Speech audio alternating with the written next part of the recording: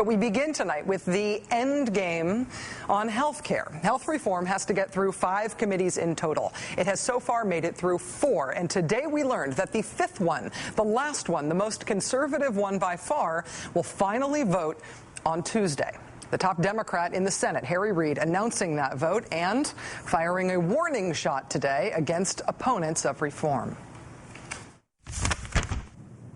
There are those who consider this a zero-sum game and will only declare victory if President Obama concedes defeat. This country has no place for those who wish for its leaders to fail. The top Republican in the Senate, Mitch McConnell, returned fire immediately. Listening to the proponents of these plans, you get the sense they're more concerned about their legacies than what the American people actually want. Well, here's an idea. How about asking the American people what they want instead? Important moment there. How about asking the American people what they want instead? It's the Republican leader tipping his hand that he thinks the polls are with the Republicans, that he thinks the American people just don't want health reform and that they support the Republicans in blocking it. Why would Mitch McConnell and Senate Republicans believe that? One possible explanation is that they've been pouring through lots and lots of polling on the issue of health care. But if that were the case, frankly, the polls, broadly speaking, are not really obviously on the Republican side. The polls are pretty favorable to health reform.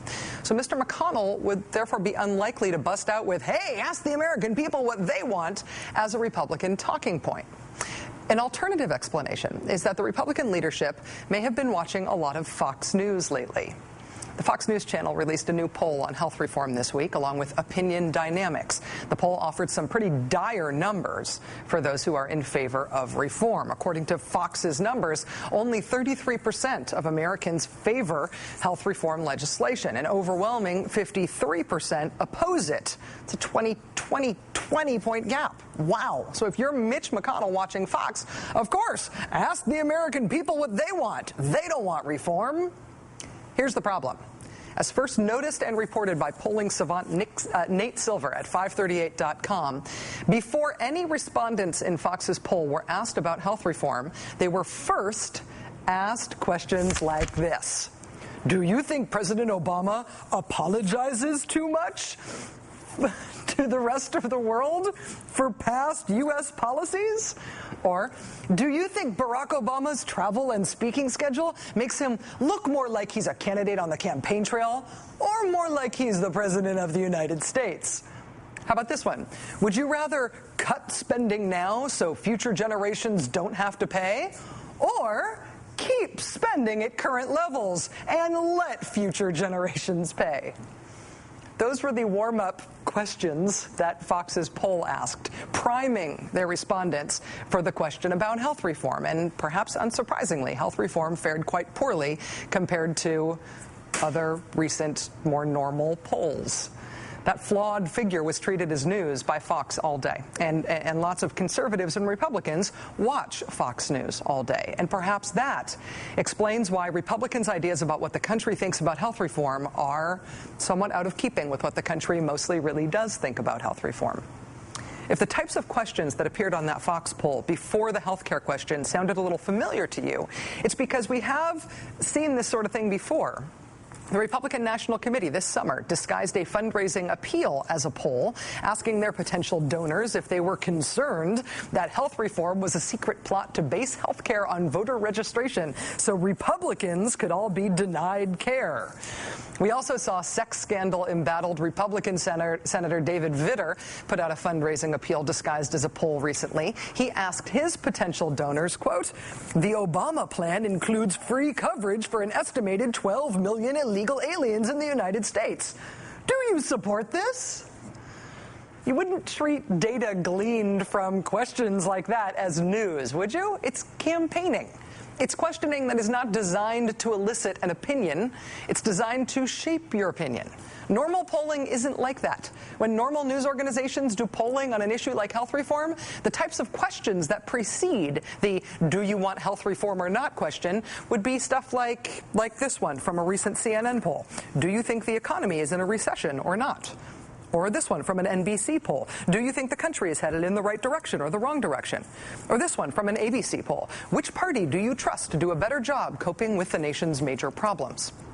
That's what normal polling looks like. And then there's Fox.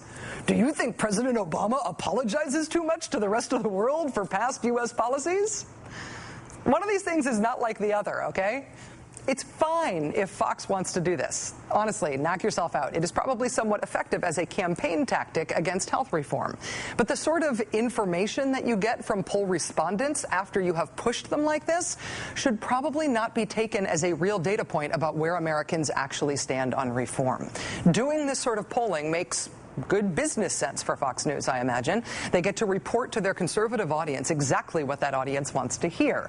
That keeps the audience happy. That keeps them tuned in. I'm sure it is great for ratings. Fox's ratings, frankly, are through the roof. I totally understand why they would want to do something like this.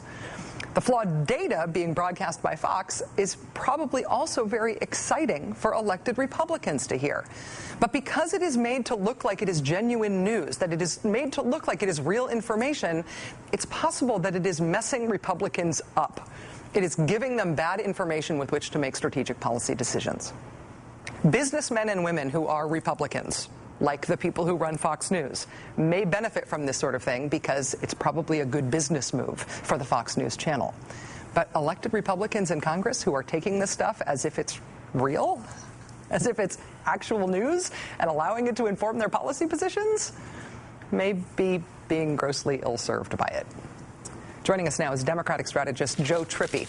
He's no stranger to polls, having worked on the presidential campaigns of Howard Dean and John Edwards and Walter Mondale and even the late Ted Kennedy. Mr. Trippi, thanks very much for being here. Good to be here. Do you think that it could skew the answer to the health care question to lead up to it with a whole bunch of other questions that essentially are just sort of Republican talking points? You know, I don't know. I mean, I think some of the questions were actually interesting. I mean, if you ask the question, is Barack Obama more of a campaigner or a president? If more of Americans said he's president than said he's campaigning, then it doesn't. I mean, in other words, it's one of these things that it's sort of in the eye of the beholder. If progressives, if the answer progressives want actually won, he's the president, not a campaigner, then that would lead people the right way. So no. So what I'm saying is, you know, opinion dynamics doesn't have a reputation. I mean, what's interesting, because Nate Silvers points this out, is that on the president's approval rating, they're actually better than the other polls. I can't remember, but on some other factors, they're better. So when you actually look at these questions, I'm not sure whether. In fact, I don't know that I buy into this argument. AP had the president up 10 points in his approval and had health care up big. But there were more Democrats in the poll. And so what I'm saying is, my whole view of this is, let's view this as fact. Right. Well, this is why I wanted to have you on, though, because I know, because this is my thesis on this is that this is essentially, I mean, push polling is a term that gets a big exclamation point on it when you're talking about polling firms, and opinion dynamics is not Fox News, and so their reputation is a bit on the line here. Right. But if Fox is paying them to ask questions like, "Don't you think the president is apologizing for America abroad?" It's not a question that you can ask in a loaded. Without if you ask the question, is the president apologizing too much? Yeah. And a majority say yes, or a majority say no. If a majority said no, we're all like, haven't you stopped beating? When did you stop beating your wife? Well, no. But my point is that is the country in the wrong direction or the right direction? Right. Well, I think it's in the wrong direction right now. Not because of anything Barack Obama's done. I think we're living with our Bush problems that got handed to him. But I think it's the wrong direction right now.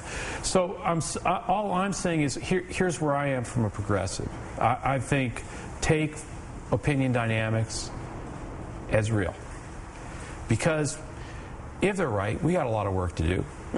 White House, progressives, dig in. Let's fight even harder. And if they're wrong, we're going to win anyway. So, my point is, I'm not really sure whether it affects much. And actually, when you look at their track record, they're not. Opinion Dynamics is not known for cooking the books. Right. They've actually been pretty accurate. Which is why I think this is an important story. But I do think it's worth. But let me just ask you one question about it. And I think that polling well is really hard. Like when you cite that AP example, that was a sampling problem. They had a skewed sample, and that's why they got a skewed result.